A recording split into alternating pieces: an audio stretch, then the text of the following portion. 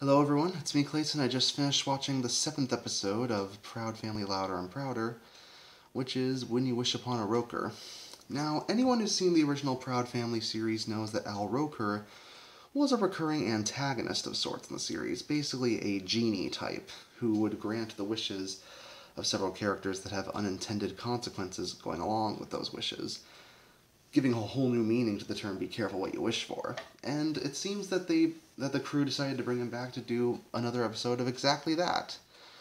But instead of turning BB and CC into older versions of themselves, he does that to Penny with, again, unintended consequences on her part, but it ends up going right into the plan of a man who's apparently working with the devil now. But let's get to the story, shall we? After Penny's father Oscar does what Oscar does, embarrasses Penny, this time at a big Broadway show, Penny wishes that she was away from her family so she could just be on her own.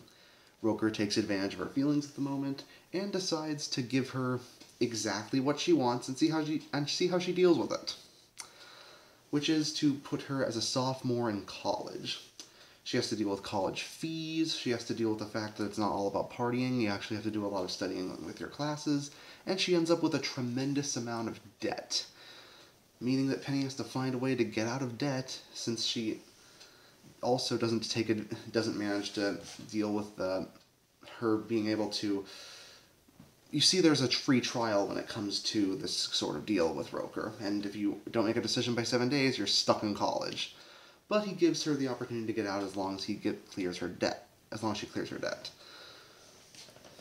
So, along with this episode having tons of great jokes, it also happens to have some references to the older material that this crew has worked on.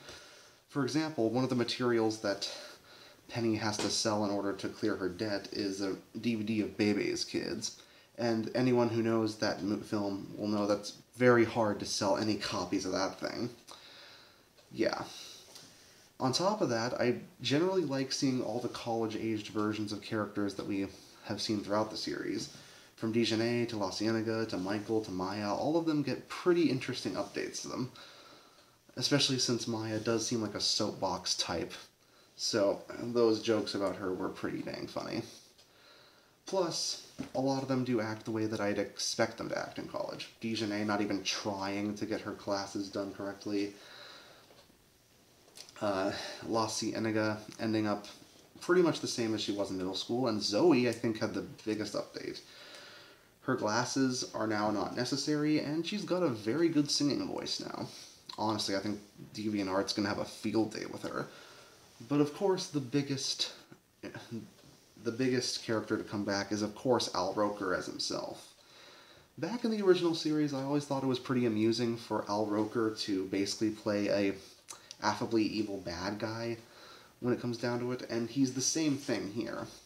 He's just as entertaining as he was before, and his voice work certainly shows that he hasn't lost his touch.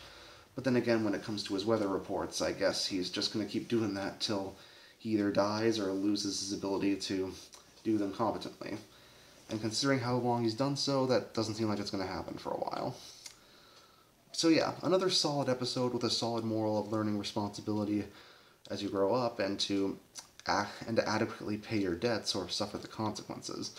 Even if the end does seem like it was mostly out of luck on Penny's part, considering that she also sent this free trial thing to Oscar as well as her other friends. But yeah, it does allow Oscar to actually help out Penny for once, so I'm glad that was put in. So, with Roker dealt with, I wonder who else is going to be brought into this show. See you next time.